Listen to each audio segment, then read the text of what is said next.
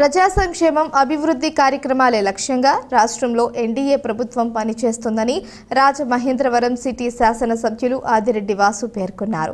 స్థానిక సిద్ధార్థనగర్ నగరపాలక సంస్థ ప్రాథమిక పాఠశాలలో మీ భద్రత మా బాధ్యత కార్యక్రమంలో భాగంగా స్థానిక నాయకులు అధికారులతో కలిసి ఆదిరెడ్డి వాసు పాల్గొన్నారు. ఈ సందర్భంగా ఆయన మాట్లాడుతూ బ్లేడ్ బ్యాచ్, గంజాయి బ్యాచ్, సారా కాసే వారితో ప్రజలకు ఎటువంటి ఇబ్బంది ఉన్నా మీ భద్రత మా బాధ్యత కార్యక్రమం ద్వారా ప్రభుత్వ అధికారులు చర్యలు తీసుకోవడం జరుగుతుందన్నారు.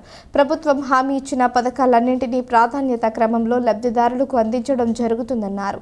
అక్రమంగా సారా తయారు చేసేవారు ఎవరైనా సరే వారిపై పోలీస్, ఎక్సైజ్ శాఖలు కేసులు నమోదు చేసి చట్టపరమైన చర్యలు తీసుకుంటారన్నారు. అసాంఘిక కార్యక్రమాలు ఎక్కువ అవడంతో ప్రజలకు భద్రత లేకుండా పోతుందన్నారు.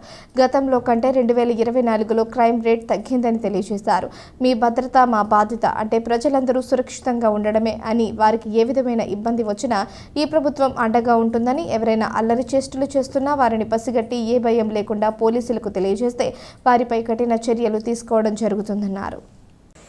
ఇక్కడే ఒక సమావేశం ఏర్పరచుకున్న ఎన్నికల ముందు భవన కార్మికులు నిర్వహించారు. ఆ సమావేశం ఇసుక దొరకపోవడం వల్ల ఇసుకతోటి నాకు ఒక కేక్ కింద తయారు చేసి ఆ కేక్ని కట్ చేస్తూ ఈ ఇసుక దొరకట్లేదు, అక్కడ 5 రూపాయలకి అన్నం పెట్టేవారు, అదీ లేదు, ఏమిటి బాబు ఈ బాధలని చెప్తే రేపన్న రోజున మన ప్రభుత్వం వస్తుంది, వచ్చినప్పుడు తప్పకుండా మీ సమస్యలు తీర్చేందుకు కృషి చేస్తామని చెప్పాం. వచ్చింది ఎన్డీఏ కూటమి. ఇచ్చిన మాటకు అనుగుణంగా ఉచిత ఇసుక విధానాన్ని ప్రవేశపెట్టాం. భవన కార్మికులకి పనులు కల్పిస్తా ఉన్నాం. అలాగే ఇచ్చిన హామీకి అనుగుణంగా మీ ఎదురుగుంటానే అన్నా క్యాంటీన్ ని ఓపెన్ చేసుకున్నాం.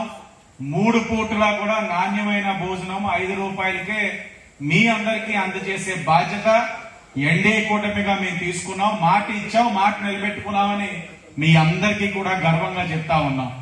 ఈ సారా అన్న వ్యాపారం చాలా ఇబ్బంది పెడతా ఉంది. సిద్ధార్థనగర్ లోని అనేకమైన కార్యక్రమాలు నేనే వ్యక్తిగతంగా చేయించాను. కొంతమంది నా ఇంటికే వచ్చి ఈ వ్యాపారం మేము చేసుకుంటాం సహకరించనని కూడా అడిగినప్పుడు గుమ్మం దాటి బయటికి పొమ్మని కూడా చెప్పిన రోజులు ఉన్నాయి. మేము మీకు ఇవన్నీ కూడా చెప్పేది ఏమిటంటే, ఎందుకంటే ఇప్పుడు ఈ ప్రభుత్వం అయితే కఠినమైన చర్యలు తీసుకోవడానికి నిర్ణయం తీసుకున్నాం.